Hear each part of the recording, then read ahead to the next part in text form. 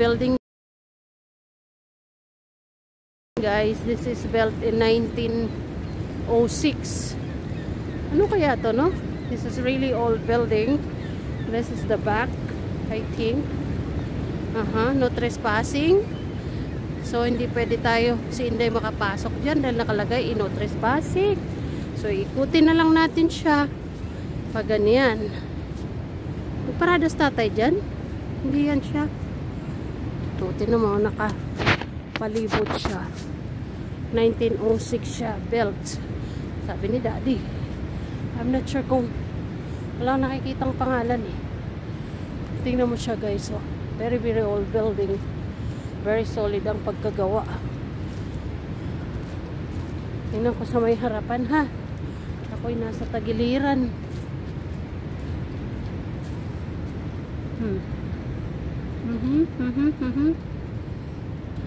Bawal kasi pumasok. Sa fence tayo. Mayroong nakabakod, guys. So hindi maganda ang view. Pero this one is one of the very old building here. Tignan natin. Ganun din. Mayroon ding bakod. Pero ayan yung kabuuan. Nasa harapan na ako ng old building na to. Ayan. Diba? At least nakukuha natin. Hindi ko alam kung nakikitang pangalan. What is this? Ayan. Ayan. Nandun na yung service ko sa harapan. Tingnan mo dan. Ayan.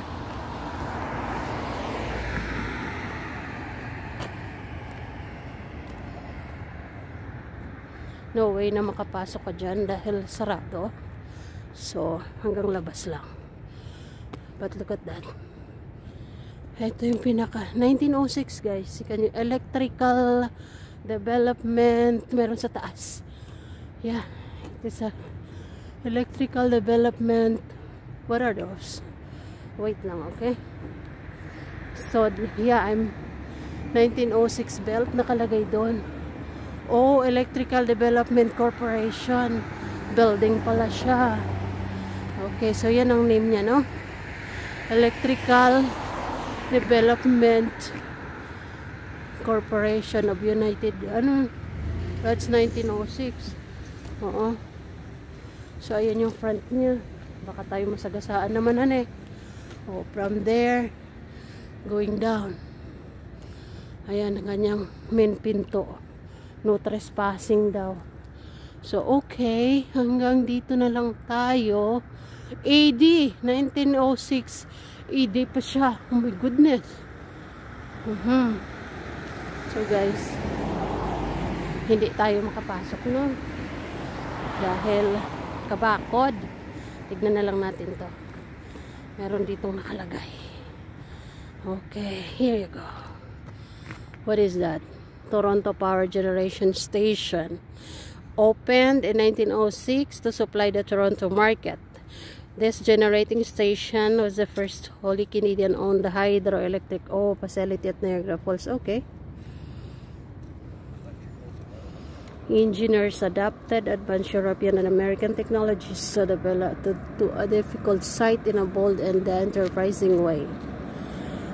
The station's palatial powerhouse was designed by the eminent Toronto architect E.G. Lennox to complement the scenic settings, symmetrical colonnaded and faced in the limestone. It is an early and unusual application of Bayok Arts design to an industrial site in Canada, purchased by Ontario Hydro in 1922. The station operated until 1974. O ayan, may nakuha din tayo. Niwan na ako. Ito na yung almost katapusan ng building, guys. Babalikan ako nun ni tatay. So, dito, ayun siya. Diba? Malayo lang tayo sa pintuan dahil bawal. Hintayin ko si tatay, balikan ako. Diba? So, ayan ang ating na-discovering 1906 AD pa itong building na to. Okay. Ito naman yung bandang gilid. Parang mayroon siyang castle design. So, ito na yung pinakahuli. No trespassing na naman. Makasuhan si Inday dito. Hindi naman siguro. Hindi naman ako pumasok, no? Sa gate lang tayo. So, ayan na nga, guys. Ang title nito, lumang building, antique building na nakakulong sa rehas. Nakakulong sa rehas, guys, kasi nakakulong naman talaga. Diba? Oh, there. Nakakulong talaga. Ayan na. So, that's it. Okay. Thank you guys for watching my old building na nakakulong sa rehas.